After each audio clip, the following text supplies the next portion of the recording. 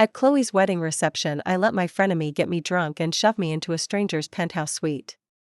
After a night so wild I could barely walk, I was tiptoeing out, waist about to fall apart, when a hand shackled my wrist. Running where? I've already sent someone to pick up the marriage certificate. My jaw dropped. 12 hours ago I didn't even know you existed. He closed the last shirt button with maddening calm. Last night you sobbed in my arms, swearing that if you didn't get married you'd be kicked out and left on the street. So I decided on a small act of charity.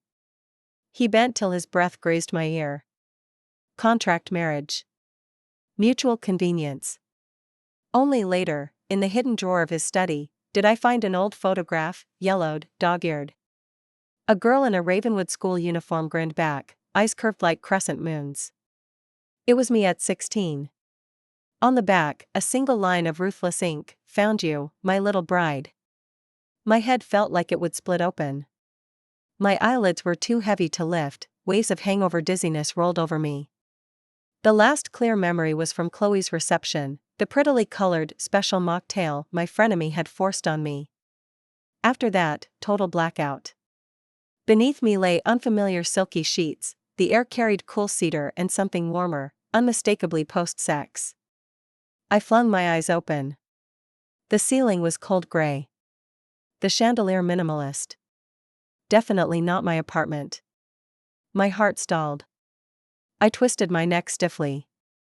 A man's sleeping face was inches away. Thick black brows, a high nose bridge, absurdly long lashes throwing tiny shadows. He slept soundly, breathing evenly. The quilt had slipped to his waist, revealing a sculpted torso, and several bright red scratches. My gaze snapped away as if scalded. I looked down at my own bare shoulder poking from the covers, the same telltale mark scattered across my skin. A bomb detonated in my skull. Last night, I'd slept with a complete stranger. Panic eclipsed every other feeling. I half rolled, half fell off the bed, my legs were so weak the carpet felt like marshmallow. Clothes lay everywhere, my frock crumpled beyond recognition, his shirt and trousers tangled together. No time to sort. I snatched bra, panties, dress, anything I could grab, and fought my way into them, buttons in the wrong holes, zipper snagging hair, each tug sending secret aches through me that screamed of reckless hours. Go. Now. Heels in hand, I crept toward the door. My fingers brushed the icy handle. Where are you going? A low, husky male voice rose behind me, lazily drowsy yet thunderous in my ears. I froze, blood rushing to my temples. I turned slowly. He was already sitting up, quilt pooling at his hips. Morning light leaked through a gap in the curtain and painted his chest and abs in gold.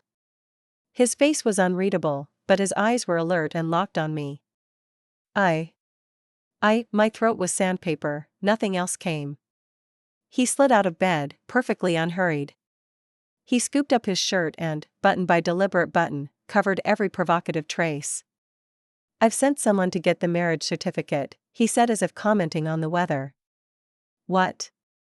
I shrieked, certain I was still drunk and hallucinating. We've known each other 12 hours.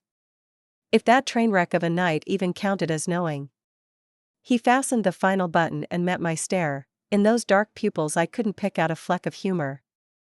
Last night you hugged me and cried, said if you didn't get married soon your mother would toss you out on the street.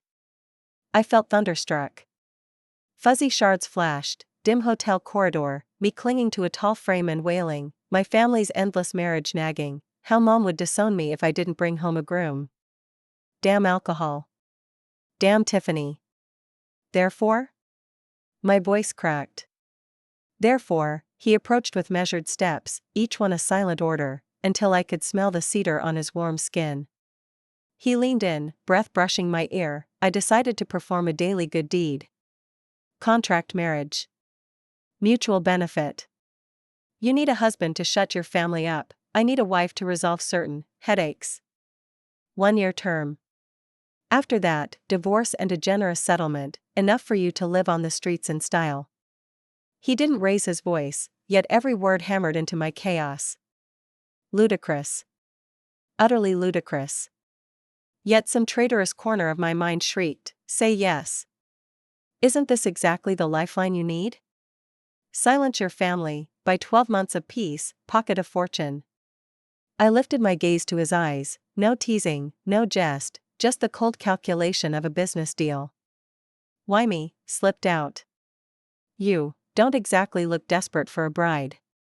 He straightened, distancing us by half a step, tone still flat. "You happened to be there last night. I dislike complications. And you," his glance brushed over my uncombed hair and misbuttoned dress, "looked convenient." "Convenient?" I glanced down, mortified.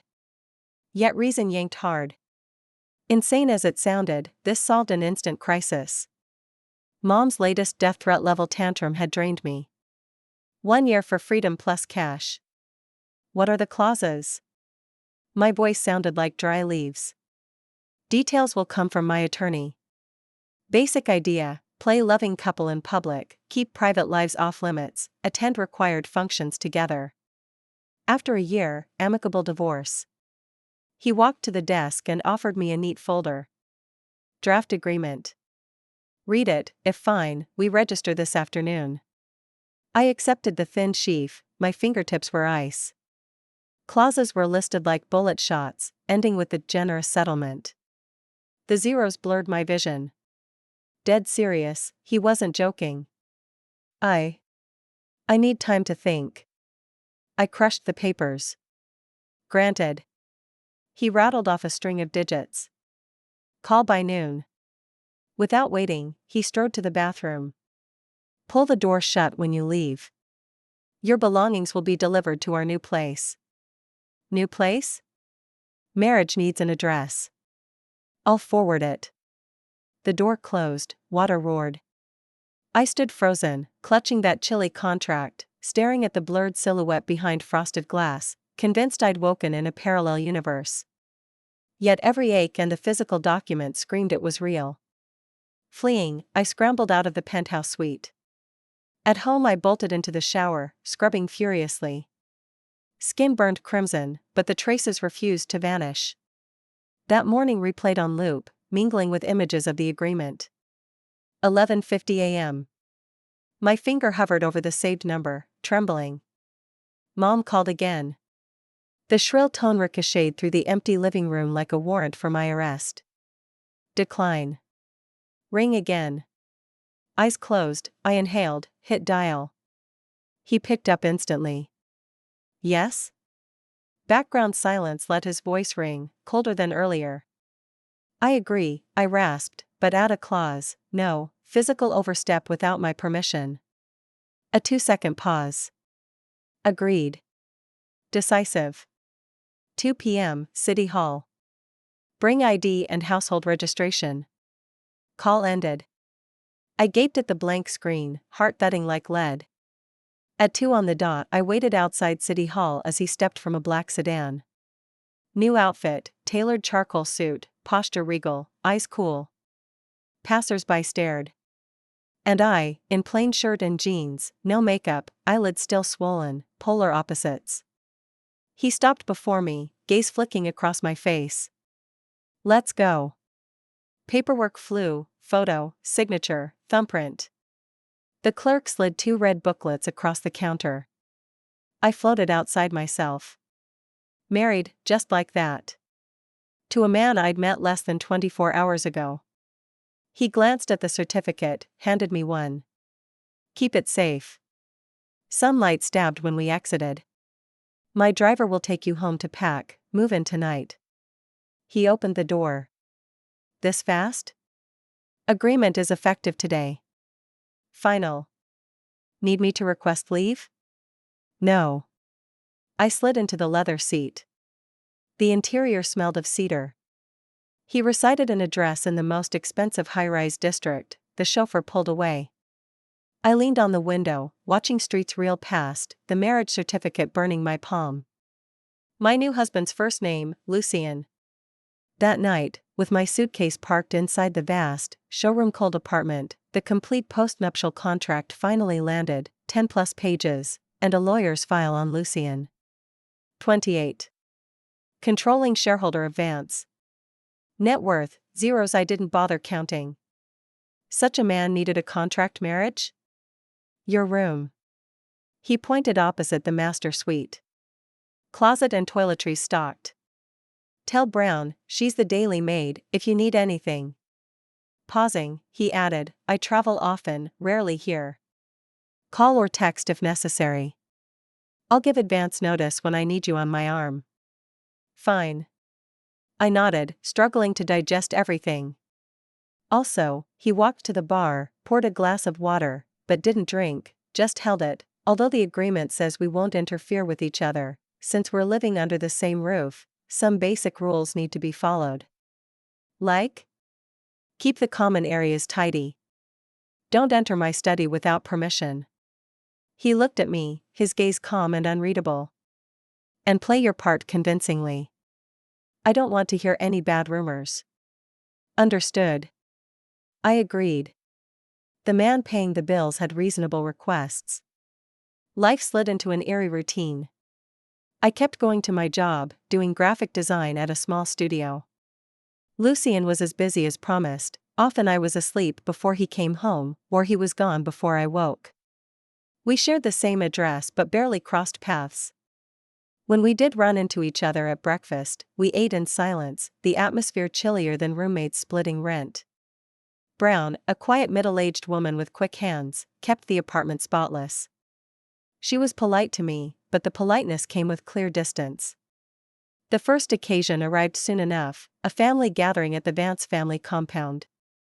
Before we left, Lucien had a driver deliver a gown, jewelry, and a cheat sheet listing the main relatives' names, preferences, and taboo topics.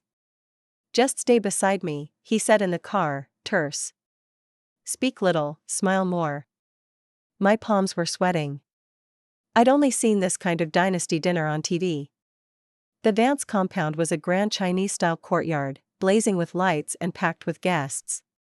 The moment Lucien appeared, every gaze locked on him. He slipped an arm naturally around my waist and kept me there. Lucien, who's this?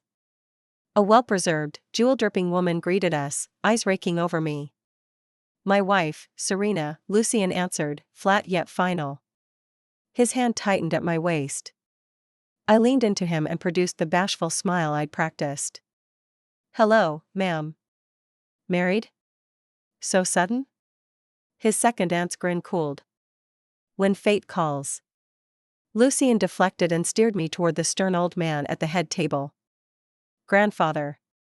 Grandfather Vance's eyes burned into me for a second, then shifted to Lucien. Finally he grunted, since you're married, make it work. Yes, grandfather.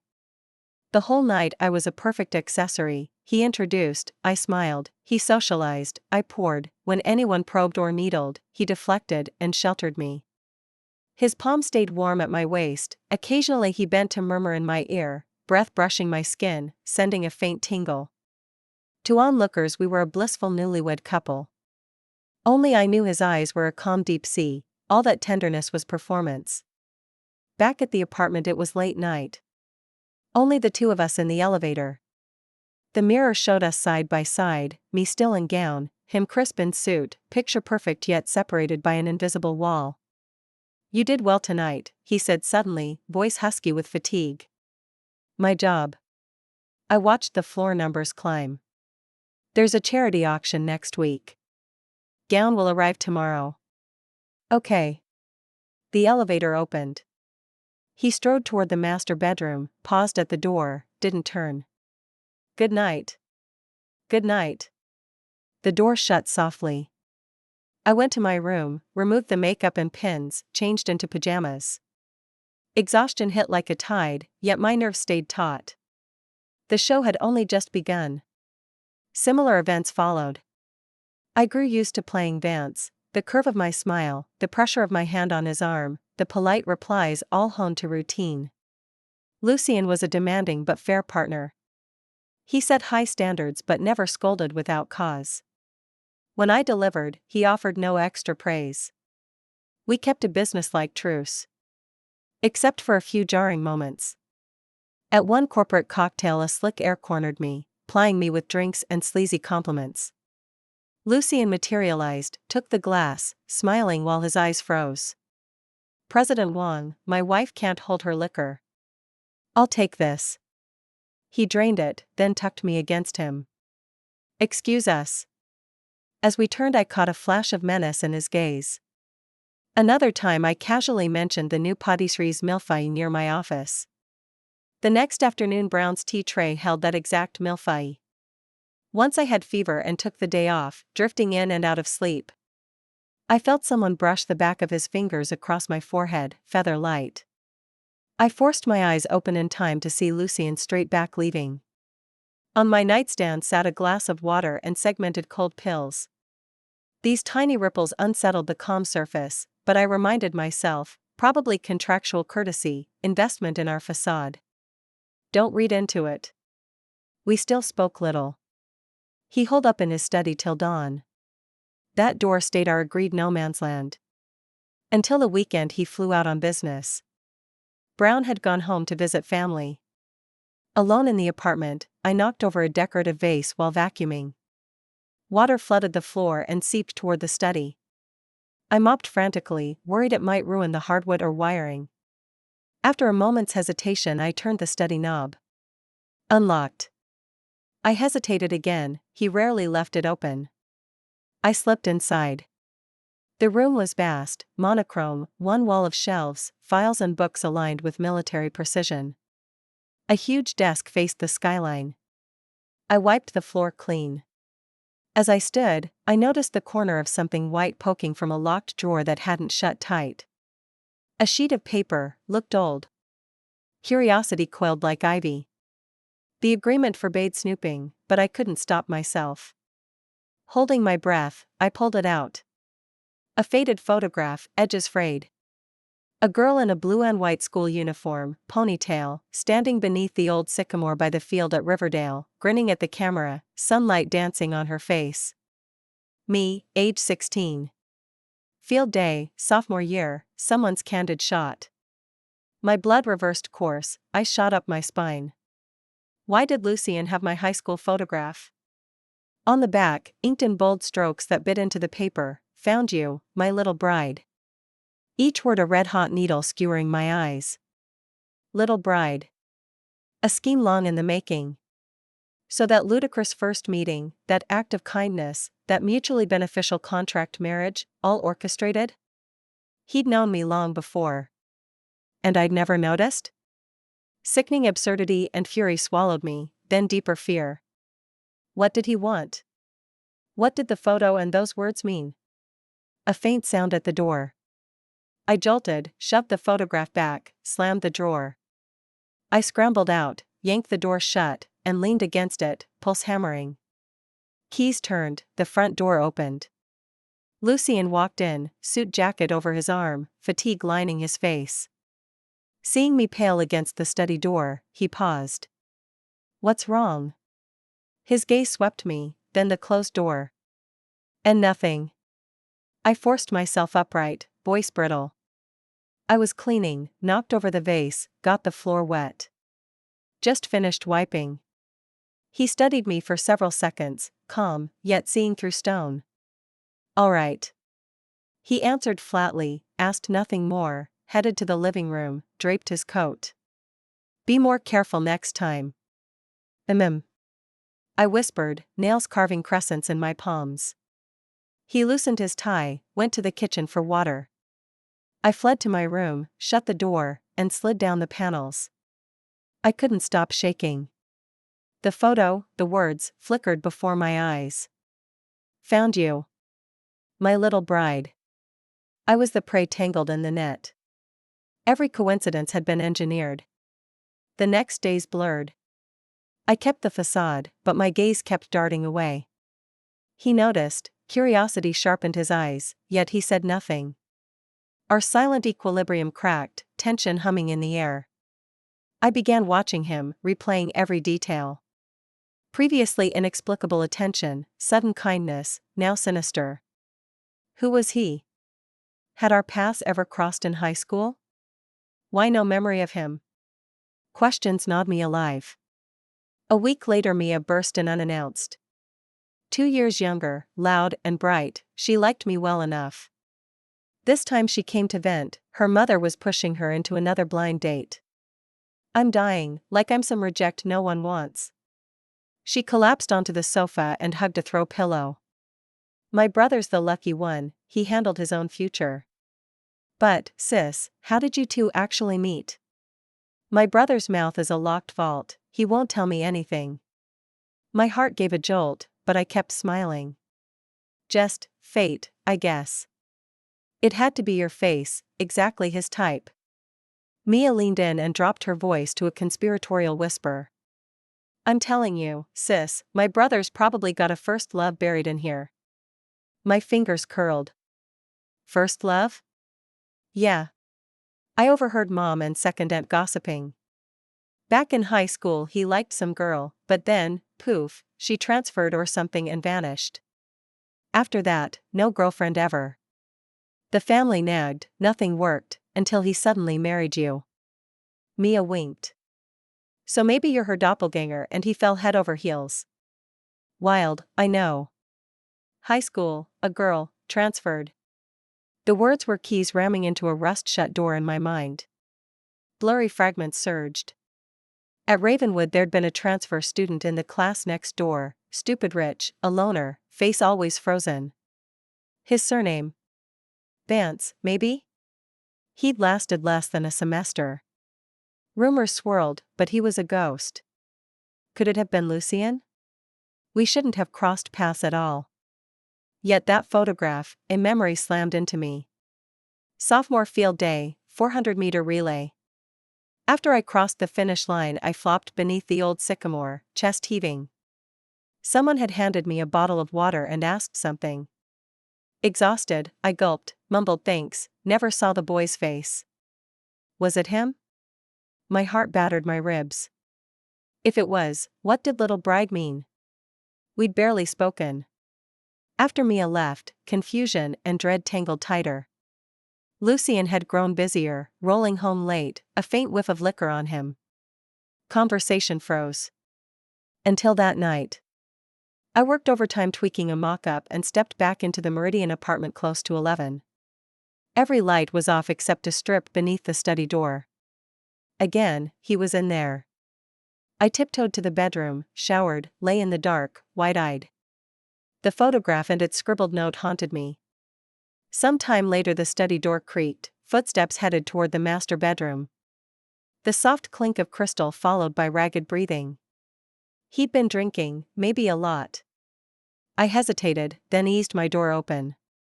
The living room chandelier stayed dark, only wall sconces glowed amber. Lucien reclined on the sectional, eyes shut, tie loosened, collar open to the second button, collarbone stark. The whiskey tumbler on the coffee table was 2/3 empty. Exhaustion and a creased brow softened him. I hovered, unsure. He sensed me, eyelids lifting. The gaze that usually sliced like a blade was filmed with intoxication, unreadable, fragile. Seeing me, he blinked, then tugged a self-mocking half-smile. Still awake? His voice was huskier. About to sleep, I whispered. Did you drink too much? Not bad. He rubbed the bridge of his nose. Did I wake you? No. I paused, walked over, and poured him a glass of water from the carafe. Here. Our fingers grazed, warm, faintly calloused. Thanks. He took a sip and stared into the glass. Silence stretched, alcohol and his cool scent floated between us. Lucien, I began, so quietly I trembled.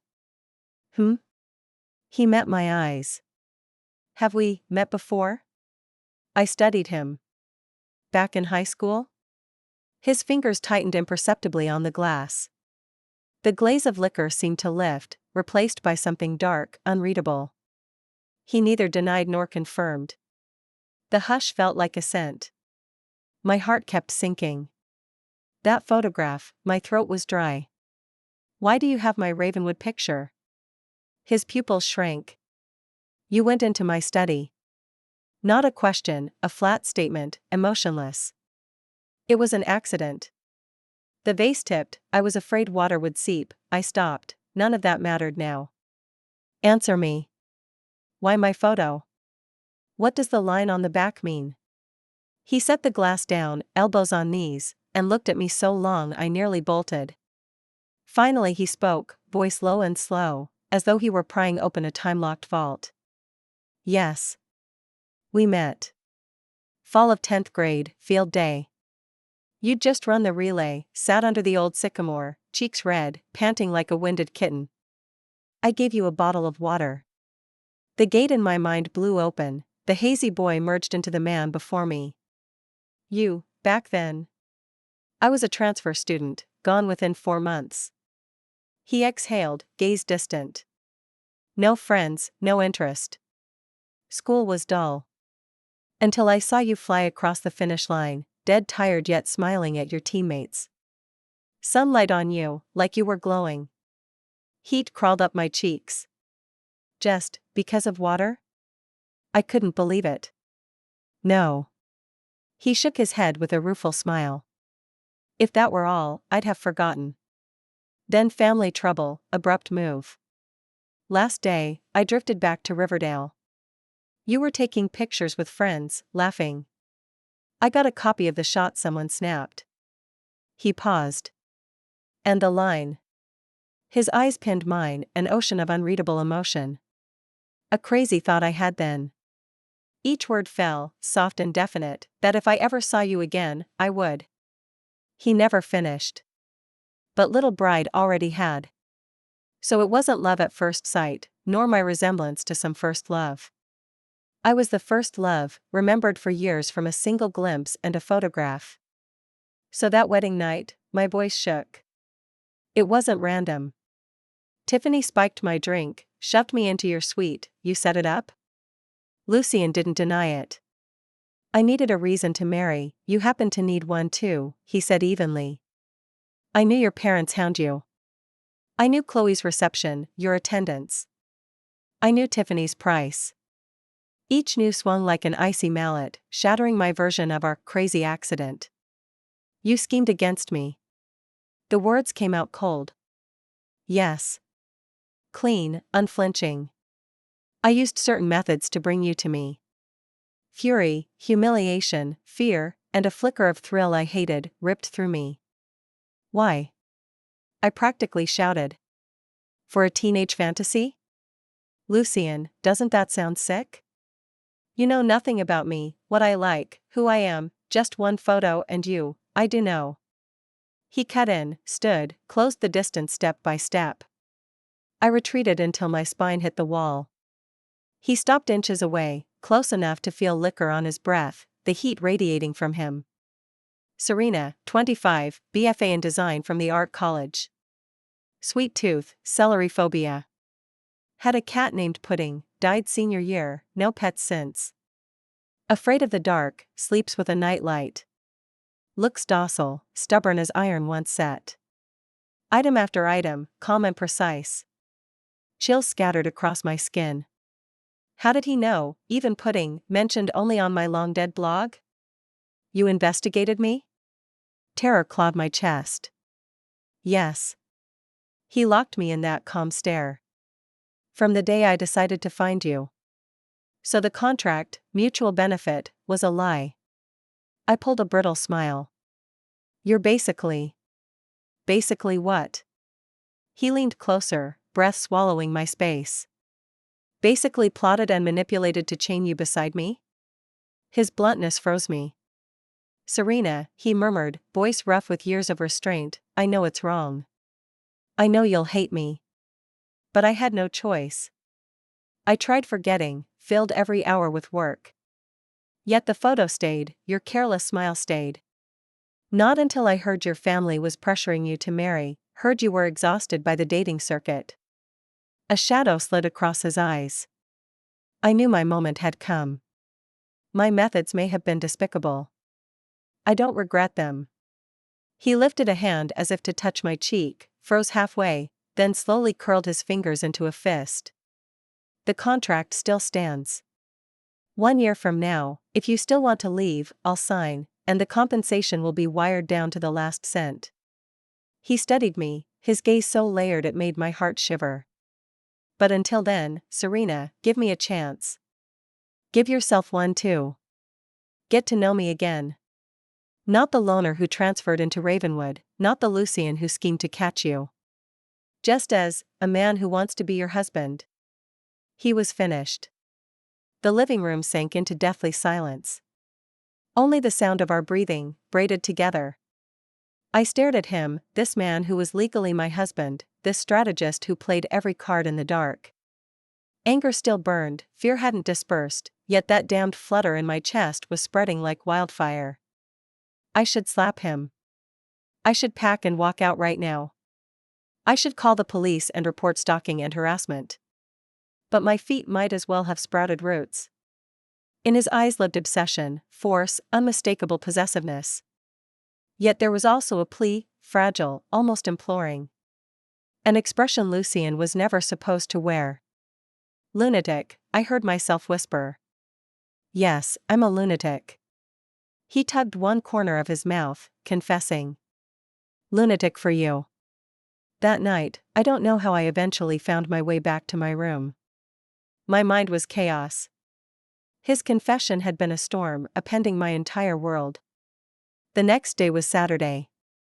When I woke, daylight already flooded the windows.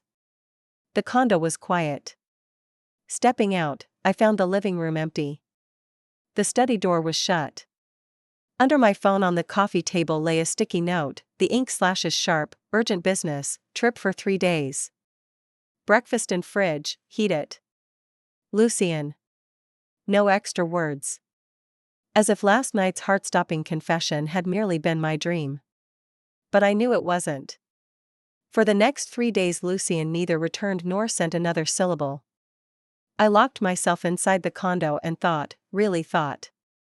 Anger settled, fear remained, yet another emotion began to sprout, curiosity. I opened my laptop, hesitated, then started searching the internet for every scrap about Lucian.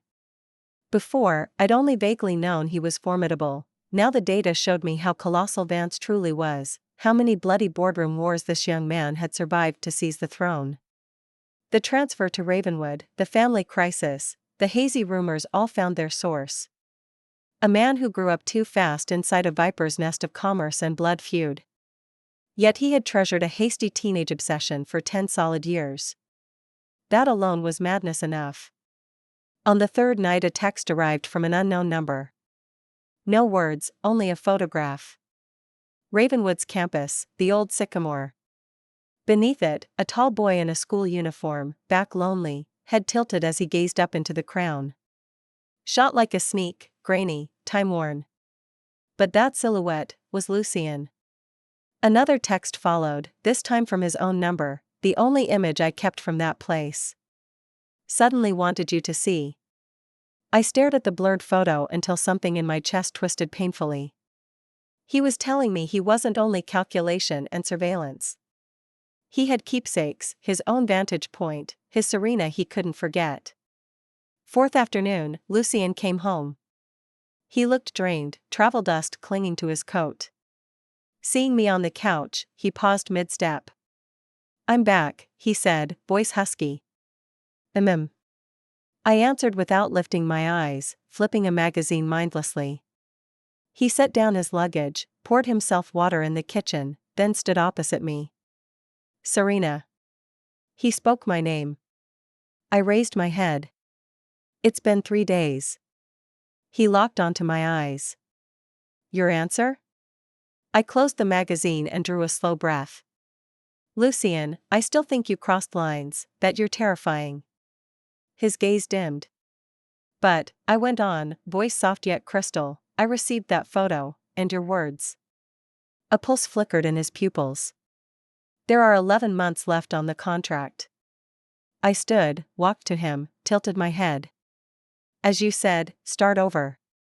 Not as Ravenwood alumni, not as contractor and client. Just as Serena and Lucian. From zero. He froze, apparently never expecting this. In the depths of his eyes an unbelieving light sparked, then flared until it nearly spilled over.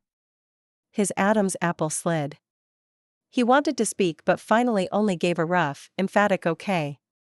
Then he stretched out his hand, not to haul me into a domineering embrace, but palm up, hovering between us. An invitation. I studied that long, tendoned hand whose calluses I could already picture. Once it had signed the contract that netted me. In unwitnessed midnights that same hand had brushed my forehead. I lifted my own hand and laid it gently in his. Warmth, steady strength, unmistakable certainty folded my fingers inside his. Good. His voice was desert rough. From zero. My. Vance. This time when he spoke the title there was no icy appraisal, no theatrical glitter. Only a depth of blazing sincerity hot enough to drown in. Our from zero didn't turn romantic overnight. Awkwardness and testing still circled us, but the chill, businesslike distance did thaw. Lucien remained swamped, yet he seemed to be home more. We began sharing Auntie Chen's breakfasts at the same table, conversation thin but present. He learned I hated celery and told her in advance. When I pulled all-nighters tweaking graphics, a lamp stayed lit in the living room and milk warmed in the kitchen. He stopped locking the study. One evening, nerves taut, I carried a rough concept for his new headquarters brochure I'd practiced in secret, into that room while he Skyped. He told the screen hold on, muted the mic, took my draft, and studied it in earnest. Make this palette brighter to feel tech-forward. Swap this font. He tapped specific spots, his critique sharp, unpatronizing. Startled, I asked, you know design? Surface knowledge. I've seen plenty. He handed the boards back. Good thinking, keep refining. My heart hopped. Weekend came and he cancelled an obligatory dinner. Any place you want to go? I pondered. There's a young artist show at the new museum. He nodded. Done. We drifted side by side through the galleries. Before a riot-colored abstract I lingered. Like it? He asked. Yeah. Feels powerful, like it's struggling, ready to erupt. I spoke off the cuff. He glanced at the canvas, then at me, silent. Days later that very painting hung in our living room wall. I gaped. Thought it belonged here, he said, tone casual, ripples spread through me. He had logged my stray remark. Little by little, things shifted, like an early spring river, ice skin on top, warm currents underneath. Until the storm night. Thunder banged, rain slashed the glass. I jolted awake, lightning tore the sky apart. My lifelong dread of thunder had me curling into a ball. Just then a soft knock sounded. Serena? Lucien's voice, edged with tension. I'm fine, I tried to steady my tone. Silence outside a beat. I'm coming in. He entered without flipping the main switch, guided only by intermittent lightning. Kneeling beside the bed, he said, afraid of thunder? A bit, I admitted. Another explosion overhead. I shrank instinctively. A warm palm suddenly cupped my ears, pressing gently. The thunder turned muffled, distant. My eyes snapped wide. In the strobe of lightning Lucien's face was inches away, crouched awkwardly, shielding my hearing. His gaze was calm, devoid of anything but concentration. The warmth of his hand fenced out the terrifying noise. The world quieted, only my drumbeat heart and his breathing remained. The thunder rolled away. He lifted his hand slowly. Better? Came my whisper. Sleep. He tucked the quilt under my chin and straightened. I'll be right outside. He didn't exit the room, he settled into the single armchair by the window, melting into dusk.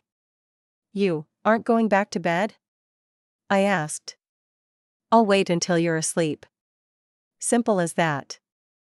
My chest filled with something unfamiliar, sour, soft, frighteningly sweet. Eyes closed, I sensed him in the dark, a quiet, solid guardianship. Sometime later the rain eased. Half dreaming, I seemed to catch a low sigh and a murmur, this time I made it in time. Made it in time for what? Too drowsy to decode, I slipped into sleep. From that night, everything was irrevocably different. We began behaving like a genuine couple, meals together, occasional movies, chatter about workdays, even accidental touches. Passing objects, our fingers brushed. Sitting side by side on the couch, our arms met. Before we left the house, he naturally lifted my bag for me. Nobody pushed things forward on purpose, yet the invisible line between us was dissolving, bit by bit. Until the celebration after that business dinner. Lucien had drunk plenty. I helped him back to the apartment. He leaned against me, his weight pressing down, skin burning, breath thick with alcohol. I finally maneuvered him onto the master bed mattress and turned to fetch water, but my wrist was captured in one swift grip. The force wasn't brutal, just impossible to break. "Don't go." His eyes stayed shut, voice gravel rough, slurred. "I'm getting you water." "No need." His fingers tightened, tugging me off balance, so I sat on the edge of the bed. He opened his eyes, glassy with liquor yet startlingly bright, and stared straight at me. For once the gaze was undisguised, aggressive, steeped in a deep, starving want. "Serena." He said my name, knuckles brushing my cheek, skin scorching. My heart missed a beat, I froze. 10 years. His murmur felt half sigh, half dream. I told myself, the next time I saw you, I had to. His thumb traced my lower lip, eyes pinning mine. Had to what? I heard myself ask, voice quivering. He answered with action. He lifted his head and kissed me. Not like any touch we'd shared before. This kiss carried liquor, uncompromising demand, 10 years of bottled longing and memory, crashing over me. My mind went blank, no struggle, no breath. When he pulled back a fraction, hot breath fanned my lips, tipsiness and sobriety swirled together in his stare. Like that. His voice was ragged. Then a deeper kiss descended. This time I didn't push him away. The final barricade crumbled on that liquor-soft night. No scheme, no contractual duty. Only two adults, drawn by days of mounting pull, moving together as if it were the most natural thing in the world. Sunlight slipped through the curtain gap, spilling across the bed. I woke sore, as if every joint had been dismantled and reassembled, yet wrapped in a strange, contented languor. A solid arm lay across my waist. Lucien was still asleep, breathing steady. In slumber his edges looked gentler, the usual cool detachment replaced by something almost tender. I eased his arm away and tried to sit up. The moment I moved he hauled me back, chin settling on my hair. Sleep a little longer. Not fully awake, his morning voice was deep, lazy. I'll make breakfast. My cheeks heated. Brown will handle it. He tightened his hold. Stay with me. Bossy, yet threaded with a hint of coquetry. I stilled, nestled against him, listening to the steady drum of his heart. After a long quiet he spoke again, voice clear now. Serena. I take back the words behind that photograph. A pause. You're not my little bride. He kissed my crown. You're my wife. Lucien, lawfully wedded, publicly declared, willingly loved, my wife. My heart felt submerged in warm honey, drifting downward until it landed somewhere impossibly safe and soft. Tears prickled. I rolled over to face him, meeting his deep eyes. Lucien. Yeah? If, hypothetically, I don't want to leave when the year ends? His irises flared like a night sky ignited, arms snapping me flush to him. Then don't ever think of leaving. His kiss landed with the reverence of something reclaimed, and the ferocity of something possessed. Serena, for life you'll answer to Vance. The contract's expiry had long lost relevance.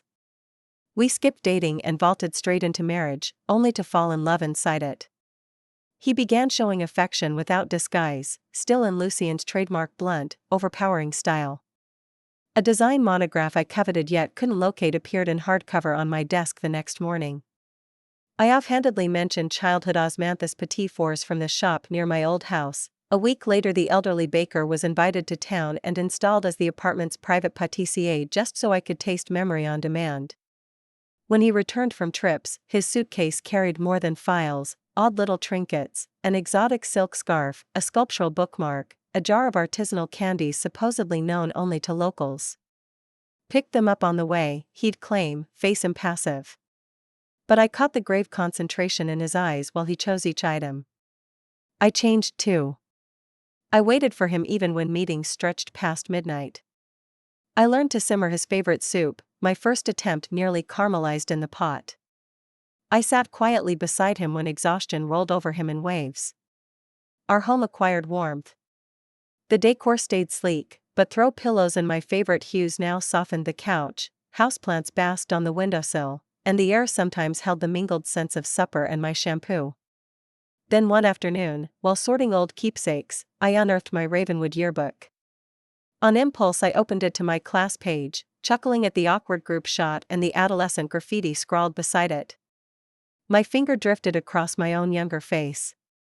Suddenly, at the very edge of the photo, I spotted a blurred profile.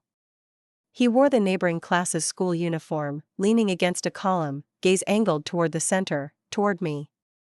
That silhouette. My heart lurched.